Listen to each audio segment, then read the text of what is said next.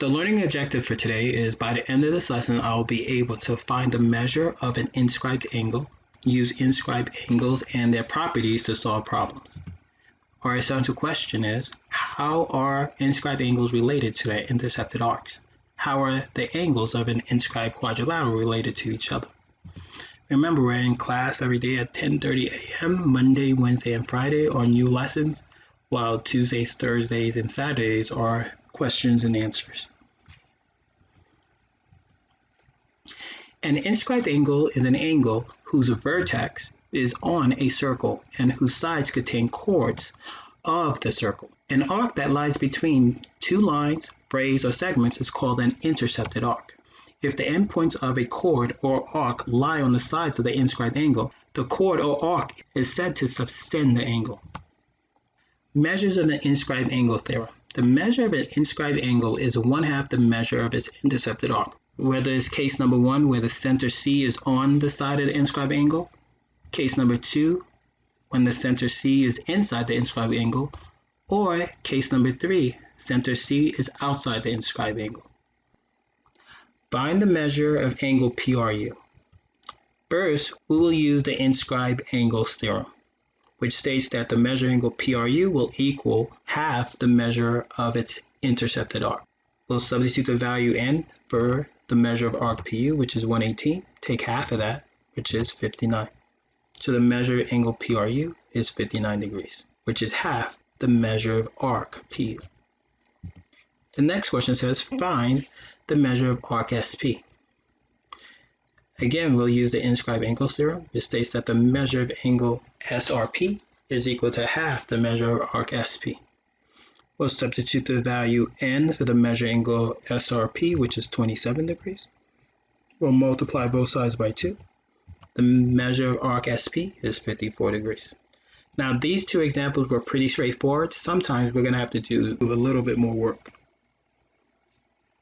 In this particular problem, we want to find the measure of angle LNM.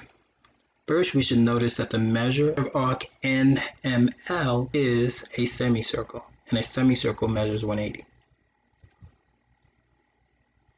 We'll use the arc addition postulate, which states that the measure of arc NM plus the measure of arc ML is equal to the measure of arc NML.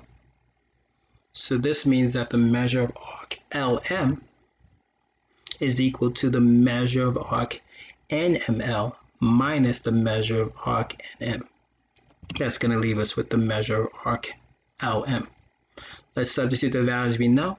We know that the measure of arc NML is 180 because it's a semicircle, and they gave us the measure of arc NM. We'll subtract, and now we know the measure of arc LM is 20 degrees. We can use the inscribed angle theorem now, which states that the measure of angle LNM is equal to 1/2 the measure of arc LN. Substitute 20 degrees in for the measure of arc LM.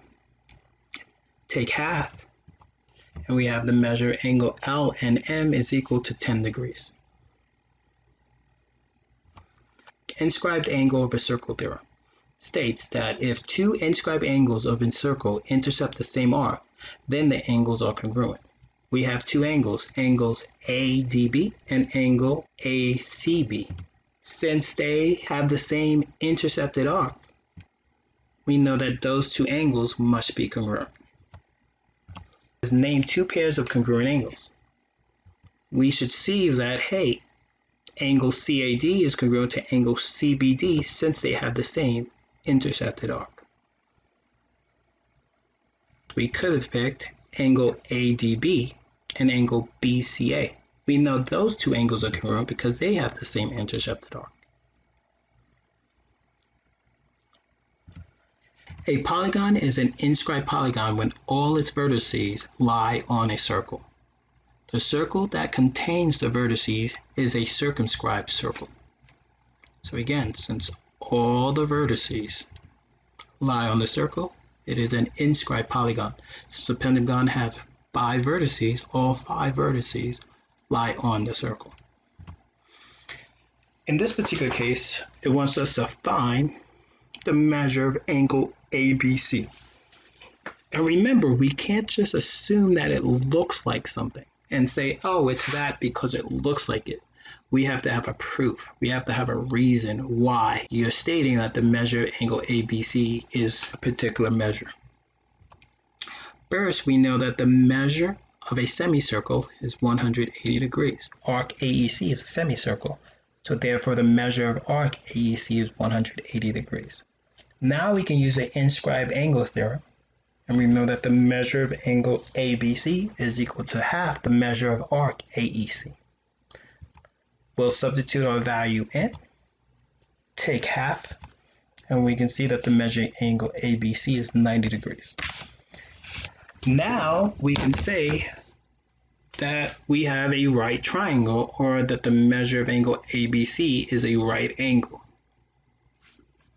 Now this situation will always be true, and we see this with the inscribed right triangle theorem. It states, if a right triangle is inscribed in a circle, then the hypotenuse is a diameter of the circle. Conversely, if one side of an inscribed triangle is a diameter of the circle, then the triangle is a right triangle, and the angle opposite the diameter is the right angle. As we saw in our previous example, the measure of angle ABC equals 90 degrees, if and only if segment AC is a diameter of the circle. When we take a look at this inscribed triangle, we can see that the measure of angle ABC is 90 degrees. If I take this point and I go around, that measure stays 90 degrees.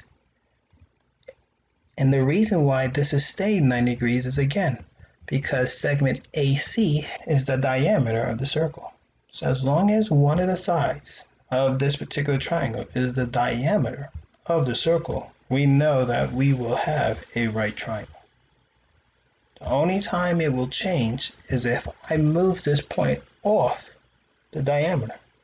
So I take this point and I move it off, and now my angle is changing. As I get closer to B, my angle is obtuse.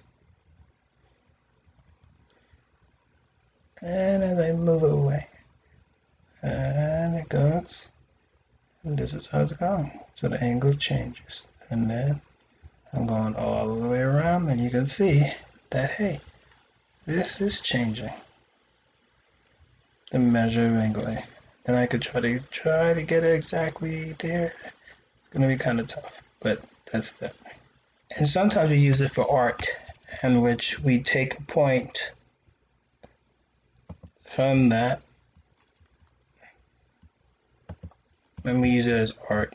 So if you take a point from here to a point here, and then from there to a point there, and then you just continue doing. You go from here to a point on the circle to from there to, and just keep increasing. And you may have seen this before, and you may have seen this with string. Has anyone seen anything like this in string art, in which you're using these angles in this yarn to make this string? A lot of times in art class, you might do this, and you'll see. And that's how this is working. All right. Notice that angle WZY is inscribed in a semicircle.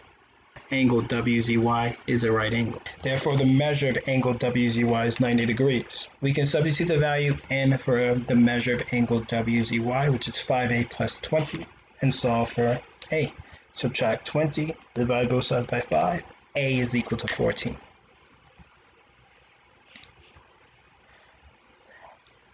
Let's take a look at this diagram. The intercepted arc of angle FED, as well as the intercepted arc of angle FGD, covers how much of the circle? Does it cover half of the circle, a third of the circle, a fourth of the circle, the entire circle? And if you guessed the entire circle, you have guessed right. It's covering the entire circle. And we know the measure of a circle is 360 degrees. Therefore, the sum of the measures of those two arcs must equal 360 degrees. We can use the inscribed angle theorem, and we know the measures of those two angles would have to equal half of 360 degrees. Half of 360 is 180. This brings us to the inscribed quadrilateral theorem. A quadrilateral can be inscribed in a circle if and only if its opposite angles are supplementary. Supplementary meaning the two angles add up to 180 degrees. We add the measure angle D to the measure angle F. We know that the measure angle D plus the measure angle F must equal 180. And since if these two add up to 180 and these two add up to 180, then that means that measure of angle D plus the measure angle F must equal the measure angle E plus the measure angle G. The two opposite angles, as long as we're dealing with an inscribed quadrilateral, will always add up to 180. Let's use this piece of information to find the value of B. First, notice that we have an inscribed quadrilateral. This means that the measure angle G plus the measure angle J must add up to 180. We can substitute our values in and solve. Combine like terms, subtract 45 from both sides, divide both sides by 9. Now we know that B is equal to 15. For us to find the measure of each angle, all we have to do is substitute 15 in for B in each expression. Now we know what the measure angle G, J, and K are, but we still have to find the measure angle H. Remember, since this is an inscribed quadrilateral, the measure angle H plus the measure angle K has to be supplementary, so we know that it adds up to 180. Substitute the value in that we just found for the measure angle K, 81, and now all we have to do is subtract 81 from both sides, and now we have all four measures. The measure angle H is 99 degrees. Let's take a look at another example. Again, we have two opposite angles. We know angle M is opposite to angle K. The measure angle M plus the measure angle K has to equal 180. Substitute the values in, combine like terms, subtract 20 from both sides, and divide both sides by 10. We have X is equal to 16. To find the measure of each angle, we'll have to substitute 16 in for X in each expression. Leaves us with the measure angle M, the measure angle K, and the measure angle L. We are still missing the measure angle J. We could use that the measure angle J and the measure angle L are supplementary, but instead we will use the polygon angle sum theorem, which states that the sum of the interior angles of a convex quadrilateral will always equal 360 degrees. We could simply go 360 minus the sum of the three other angles and we'll get 108. It's just a different way of getting the same answer.